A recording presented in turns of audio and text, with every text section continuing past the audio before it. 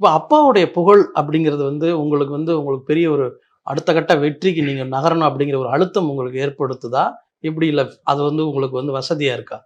கண்டிப்பா இது வரும் சார் ஆக்சுவலா. லைக் ஏதோ இப்போ கொஞ்சம் அவார்ட் கிடைச்சதுனால கொஞ்சம் பரவால்ல எனக்கு. ம், அது ம், கிடைக்காம இருந்தா கூட கொஞ்சம் மாட்டியிருப்பேன் சார் நானு.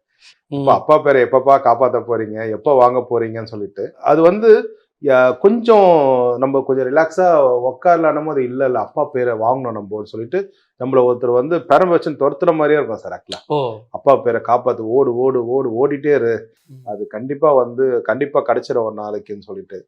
ஏன்னா அவங்கள மாதிரிலாம் ஒர்க் பண்ண முடியாது சார் ஆக்சுவலா. இப்போ நம்ம ஒர்க் ஸ்டார்ட் பண்றதே 10:00ன்ற மாரி ஆயிடுச்சு சார் ஆக்சுவலா.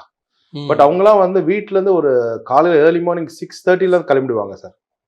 அந்த சூர்யா ஹாஸ்பிட்டல்ல எதிர்க்க ஒரு டீ கடை இருக்கும். ம். அந்த டீ கடையே என்ன டைம் ஆச்சுன்னு கேட்டா 6:15ன்னு சொல்லுவாரு. என்ன பார்த்தா 6:15க்கு ராஜா சார் கார் இப்படி கிராஸ் ஆகும் ஆக்சுவலா. சரி இப்ப என்ன சார் டைம்? இப்போ அநேகமா 6:30 மணி இருக்கும்னு நினைக்கிறேன். தேவா சார் கார் கிராஸ் ஆகுதுன்னு சொல்லிட்டு.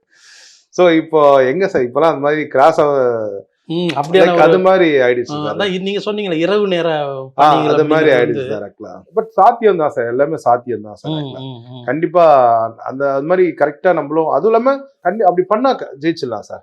கண்டிப்பா ஜெயிக்கலாம் சார் நம்ம ம். ஆக்சுவலா.